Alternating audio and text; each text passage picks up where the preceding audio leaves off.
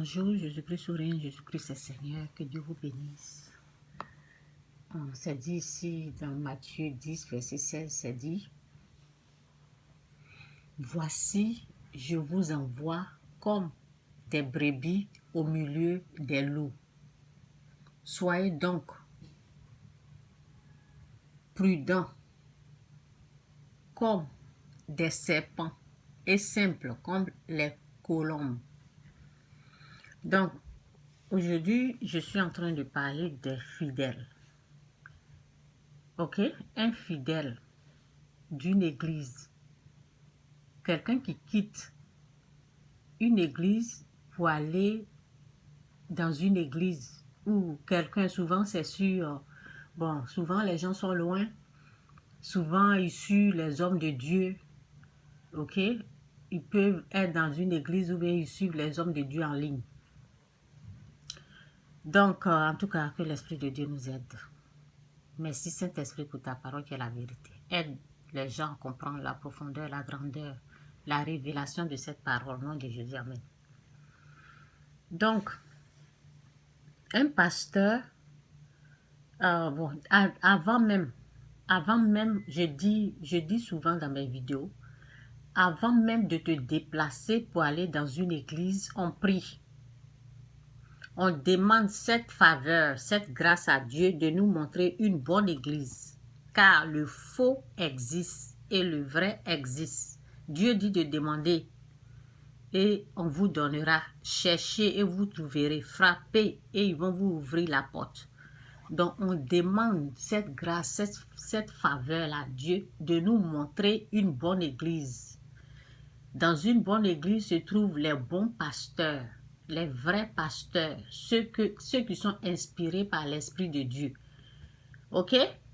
Donc, beaucoup se lèvent comme ça et ils sont en train de suivre les hommes de Dieu comme ça. Et avant de suivre un homme de Dieu, il faut savoir que c'est un vrai homme de Dieu. Ok? Tu n'es pas obligé de suivre un faux homme de Dieu. Il faut avoir le discernement. Il faut avoir la connaissance de savoir le bien du mal, le bon du mauvais. Donc, ça commence par là d'abord, ok? Et lorsqu'on va à l'église, on va à l'église pour évoluer dans la foi chrétienne. On va à l'église pour apprendre, ok? Pour avoir la connaissance, pour être délivré du péché, pour être sauvé, des choses comme ça, ok? Ainsi de suite. Donc j'ai dit, le fidèle d'une église qui vient dénigrer un pasteur chez moi, il faut faire très très attention avec cette personne. Ok? Quelqu'un qui quitte une église et qui vient, qui est en train de dénigrer un pasteur, ok? Donc j'ai dit, il faut faire très attention avec cette personne-là. Écoutez-la calmement et voir ou examiner ce qui sort ou ce que la personne est en train de dire. Ne prenez pas, ne prenez pas les paroles de quelqu'un que vous ne connaissez pas comme ça. Il faut examiner ce que la personne dit d'abord. Ok? Il faut voir s'il y a la vérité dans ce que la personne est en train de dire. C'est bien de dénoncer. C'est bien de dénoncer les faux pasteurs, les faux prophètes. C'est bien de dénoncer les faux pasteurs, les faux prophètes. Ok? Mais c'est bien de dénoncer le méchant en fait. C'est bien de dénoncer le méchant. C'est bien de dénoncer celui qui sert Satan. C'est pas mauvais. Ok? Donc c'est pour cela, il faut être prudent à ce que la personne est en train de dire. Parce que vous ne savez pas qui est cette personne. C'est pour cela que je viens de lire ça. J'ai dit, c'est dit dans Matthieu 10, verset 16. « Je vous envoie comme des brebis au milieu des loups. Soyez donc prudents, comme des serpents et simples comme les colombes. » Ok? Ici, c'est dit dans 1 Chronique 16, verset 22. C'est dit, ne touchez pas à mes oins et ne faites pas du mal à mes prophètes. Donc, lorsque la personne, le fidèle, vient et il est en train de dénigrer un oint de Dieu, il aura un problème. Il aura un problème. Ok? Donc, il faut faire attention pour ne pas attirer la malédiction sur vous, le malheur sur vous. Faites attention à ce que la personne est en train de vous dire. Vérifiez ses paroles s'il y a la vérité dedans. Ne prenez pas tout au comptant. Ok? Donc, voici l'histoire d'une personne. J'étais là un jour et il y a quelqu'un qui vient me voir pour de l'aide. La personne est venue me voir pour de l'aide. Et bon, j'ai commencé à prier et je voulais aider cette personne. Mais l'erreur que j'ai faite dans les histoires, il ne faut pas prendre de parti. Moi, j'avais pris parti pour la femme. Il ne faut pas prendre de parti. Tout ce qu'elle me disait là, j'ai cru en ça. Et dans le processus de l'aide que je voulais lui apporter, donc, je priais et lorsqu'elle me parlait, elle me disait, oui, il y a une femme qui m'a dit ça là. Et puis, c'est comme si elle a rejeté ce que la femme lui disait, alors que la femme lui disait de bonnes choses. Donc, Dieu m'a repris parce que moi, j'ai cru en ce qu'elle me disait et j'ai pris la partie de cette personne. Et puis, il faut faire attention. Il ne faut pas dénigrer l'autre et puis prendre la partie de l'autre. Si c'est un faux, que vous prenez la partie du fidèle, il n'y a pas de problème. Mais si c'est pas, si c'est un oint de Dieu et la personne est venue vous mentir, vous allez avoir des problèmes.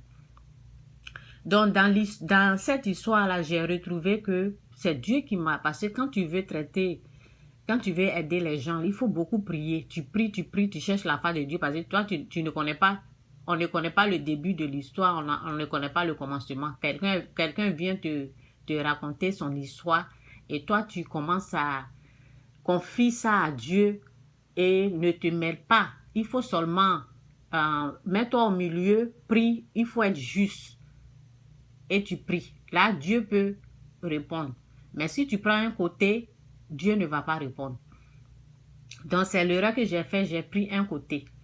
Donc, c'est après que Dieu est en train de me rappeler, écoute bien ce qu'elle est en train de dire. Ça veut dire, avant de venir chez moi, il y a une femme de Dieu, parce qu'elle a dit, cette servante de Dieu, là, elle me dit de faire ça. Et puis, elle ne voulait pas faire. Ça veut dire, la servante de Dieu lui a dit de pardonner. La servante de Dieu lui a donné des bons conseils. Et elle a rejeté ça. Donc, elle vient la critiquer chez moi. Cette partie-là, je n'ai pas fait attention à ça, mais l'Esprit de Dieu m'a rappelé cette petite partie-là.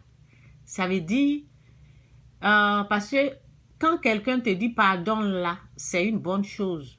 Et tu ne sais pas si la personne a été inspirée par Dieu pour te parler. Donc, tu rejettes ça et puis tu vas chez une autre servante du Seigneur. Elle vient chez moi.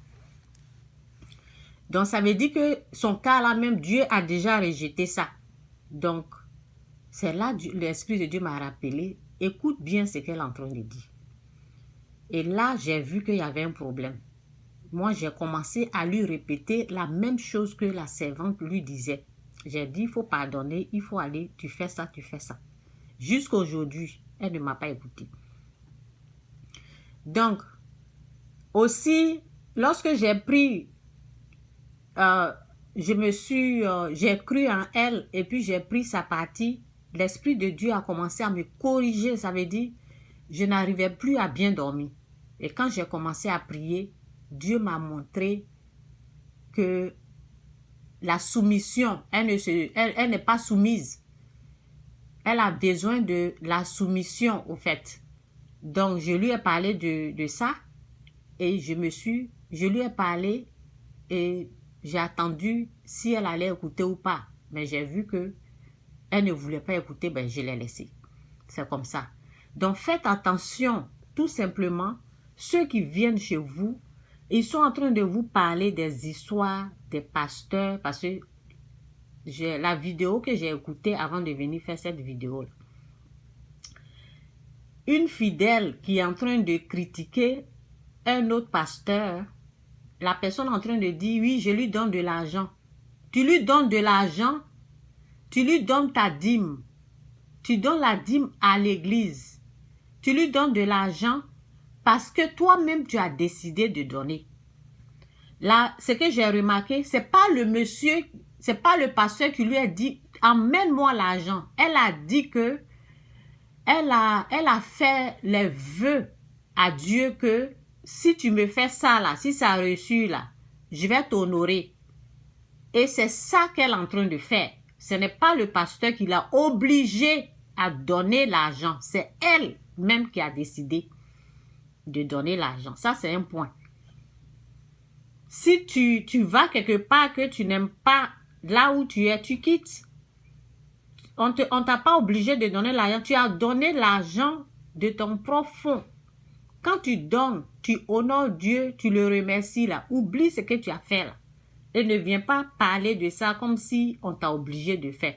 Est-ce qu'il y a eu viol? Non. Est-ce que il y a eu les choses négatives? Non. Donc, faites attention à ceux qui vous amènent des histoires bizarres. Faites attention, car la parole dit dans 1 Chronique 16, verset 22, ça dit, « Ne touchez pas à mes oins et ne faites pas du mal à mes prophètes. » Vous avez compris? Il y a des conséquences. Quand vous restez là en train de critiquer les vrais hommes de Dieu, si c'est un faux, là, il n'y a pas de souci. Hein. Mais si c'est un vrai, là, vous allez avoir des problèmes avec Dieu. Vous allez avoir des problèmes avec Dieu. Tout ce que je disais à cette personne qui est venue me parler, là, il faut pardonner, il faut faire ça, il faut faire ça. Elle a carrément refusé de faire, elle restait sur sa décision et tu ne vas pas perdre mon temps au fait. C'est de ça qu'il s'agit. Priez, vous ne partez pas à l'église pour les beaux yeux du pasteur, vous ne partez pas à l'église pour un pasteur, vous partez à l'église, il faut savoir pourquoi tu vas à l'église, tu vas à l'église pour louer Dieu. Donc quand il y a quelque chose, c'est Dieu, il faut voir. C'est Dieu, il faut regarder. C'est comme ça. Donc c'est un peu ça. Que Dieu vous bénisse, Jésus-Christ, Jésus-Christ est Seigneur. Bye.